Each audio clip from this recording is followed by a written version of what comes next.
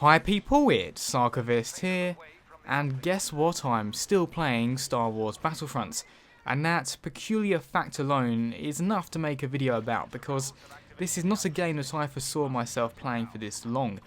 It's a game that has many issues, and issues that I still acknowledge and am annoyed by, and I think before I get into why I may still be playing this game and still be enjoying it, it's important to first acknowledge these issues and how the good things just seem to overshadow them, in my opinion now. So, and these major issues are pretty much the same things that people had with the game before it even came out. So, no real single player content. Whenever I try to recommend this game to someone, I always feel a little awkward about recommending it, because without single player content, everything hinges on how they enjoy the multiplayer environment, which is, I think it's fair to say, a rather chaotic environment. So that not being there is an issue. Yes, there are a few single player bits here and there. You can play survival if you want on your own, you can do the training missions, but well, certainly no campaign, no story missions to be seen. Furthermore, there's no bot versions of multiplayer matches, so something I really enjoyed doing with the old Battlefront 2 was just making a multiplayer scenario but with bots. It was fun, it was very good for if you just wanted to have some fun. Strangely, that's not been put in the game yet. I'm hoping that's something they're working on. There aren't any space battles, and this is probably the most baffling thing on the list, because whereas putting in, I don't know, a single player campaign would be great but would obviously take a lot of time, space battles should be very quick to do. They already have Air Squadron, you can already fight people in the air, why not just create a location that's set in space? That's something that has continued to confuse me, and I'm really hoping it will come about at least with the Death Star expansion pack. There are also some balancing issues I've noticed over my time playing. Thankfully some of them have been resolved, such as that damn auto-lock gun that just seemed to target you and then fire a missile and killed you. Luckily that's been nerfed. But there is now issues on Twilight, Walker Assault, where Imperials always win, and on Endor, where the Rebels mostly seem to win. They've been trying to address that, but it's been difficult. And lastly, EA are con artists, and this is probably not news to anyone who's had dealings with EA. I say that in this particular case, not because of the lack of content in the game, although that is a fact, but more because the season pass is just a disgrace in my opinion. You can't make people pay £40 or however much it is in dollars without giving them a good idea of what they're getting. Something that especially annoys me is that in the Outer Rim DLC that recently came out, there are no large maps, which is shocking. So, with all that I've just said, with all those complaints, you'd think this is a game that I've thrown to the side, that I've disliked, and a game that certainly didn't stand the test of time, and yet it is the complete opposite. For all its flaws that I entirely acknowledge and do not dispute, the good aspects of this game are enough to allow me to totally overlook them, and as time has taught me, put an unholy amount of hours into this game. In fact, I think it's somewhere around 65 at this point, which for me is quite a lot, because, well, it should be a lot for quite a lot of people, because I like to delve between lots of different games. I'm not a one game person. If you ask me what is your favourite game, I'd spend a lot of time deliberating that, because I like to jump a lot between stuff. I'm not even necessarily a massive FPS guy or a massive RPG guy. It's depending on the mood, depending on what's out and what's new. But Battlefront has really drawn me for a while now, even with games like Far Cry Primal and The Division, which are fantastic games in their own right, and games I would like to talk about at some point. Battlefront has encapsulated me, and it's quite tricky to articulate exactly why that is. It's a game where I am happy to do the same thing over and over again without necessarily gaining anything from it. I have played Jakku Walker Assault, must have been about 40 times now, and that's pretty much playing the same thing over and over and over again. It's not necessarily offering something that different each time either.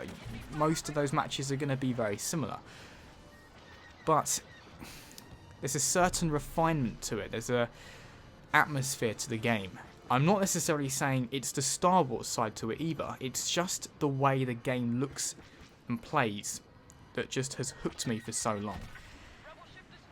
I think even more so than the Battlefield games, this game, it really makes you feel like you are in a proper battle, not a bizarre skirmish firefight. I mean, that's something I would say of a Call of Duty team deathmatch, right? And I love Call of Duty, but the thing about the Call of Duty team deathmatch is it doesn't feel like a battle.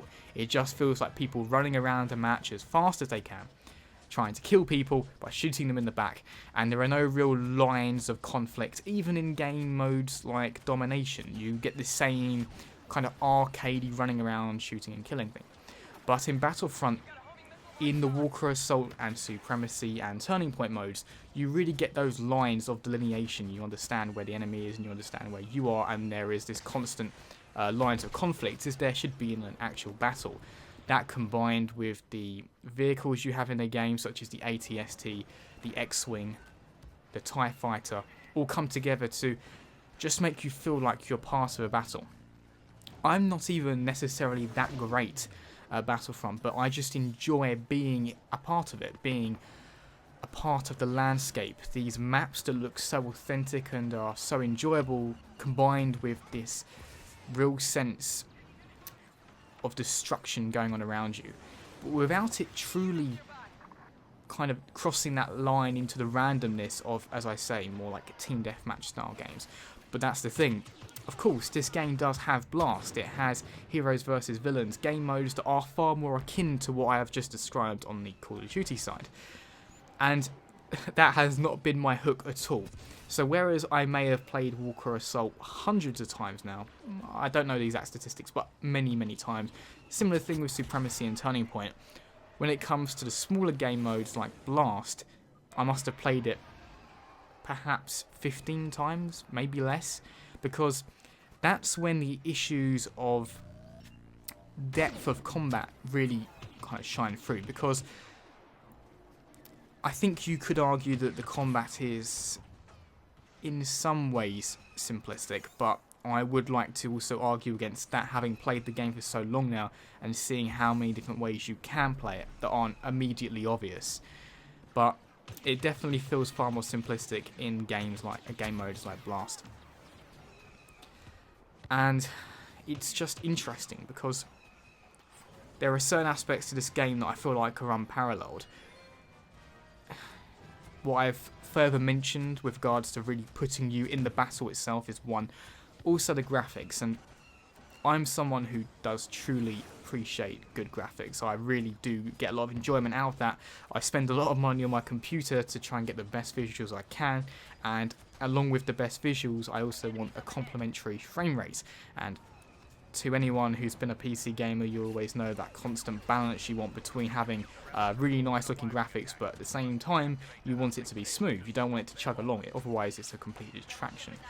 But with Battlefront, there is truly some special sauce that DICE have used here, because I can crank up the settings all the way, just put everything on Ultra, put it on 2560 by 1440 resolution, really just go all out, and yet have the game run at a constant 60 frames per second. And it's just a game that really looks...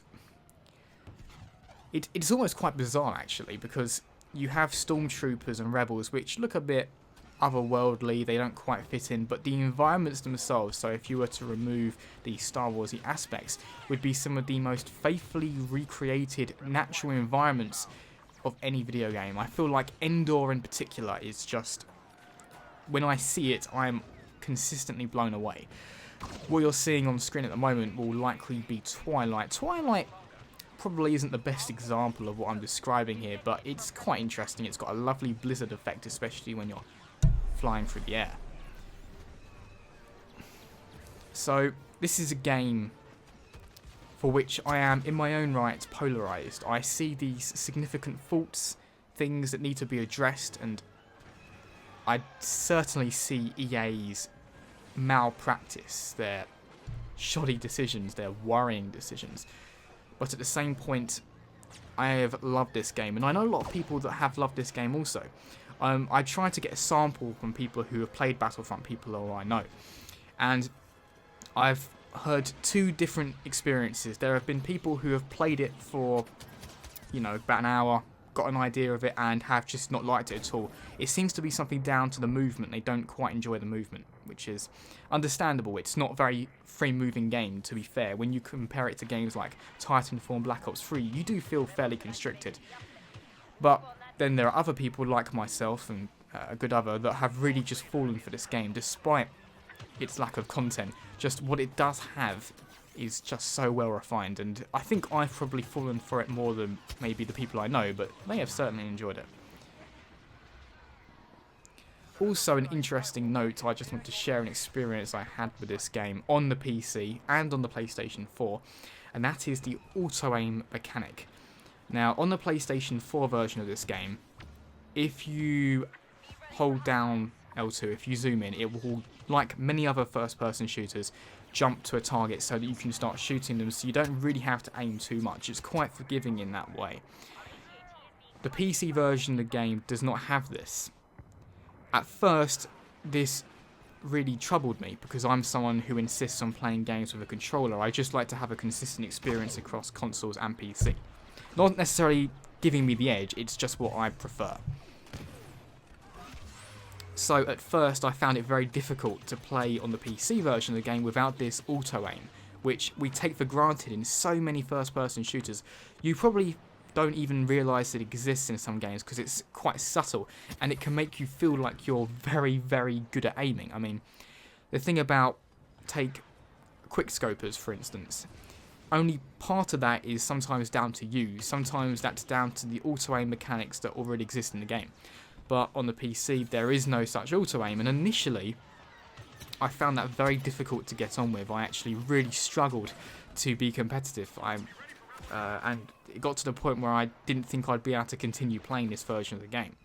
But over time, I kind of gritted my teeth and thought, okay, let's just keep going with it, and eventually it got to the point where I found it to make the game feel so much more nuanced, just through that very, very simple aspect to it, because you have to consider so much more. Whereas in the PlayStation 4 version, I found I could go for the run and gun tactic, just run in, shoot people up, and although it gives you a nice initial buzz, it takes away from the complexity. But however, with the PC version, you have to consider far more your placement, because you know you won't be able to just run in and blast them to pieces. You will have to take the time to aim at them, lead the target, whatever you need to do. Obviously this depends and varies based on what weapon you're using, but I tend to use the basic rifles just for their versatility, and I find it makes every kill so much more rewarding, but you have to give it more thought. It's such a tiny thing based on what I'm describing, but trust me, it brings a lot more to your overall experience and satisfaction levels. So I thought I would just continue to share my fun with Battlefront. I've certainly covered it quite a lot on this channel. I do in some ways fear that it's overwriting some of my other stuff. I would like to talk about Far Cry Primal at some point. But yes, that's been my experience so far of the game. I'd be interested to see, now that time has passed, especially now that the Force Awakens hype has died down, because let's not pretend that was a big part of why people paid so much attention to Battlefront. Now that that's died down a bit, it would be interesting to hear what people think. As always, people, thanks very much for watching, and see you next time. Need protection for a little longer.